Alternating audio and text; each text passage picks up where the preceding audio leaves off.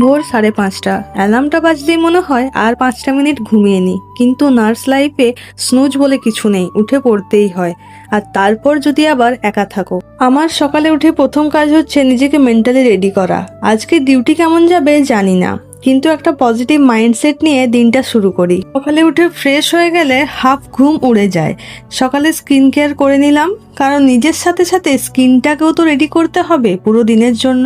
সকাল সকাল আমি স্কিনে বেশি কিছু ইউজ করি না, বাস একটা ময়শ্চারাইজার, সানস্ক্রিন আর একটু লিপস্টিক। চুলে আগের দিন রাতে অয়েলিং করেছিলাম, তাই চুলটা এরকম লাগছে। এসে শ্যাম্পু করব।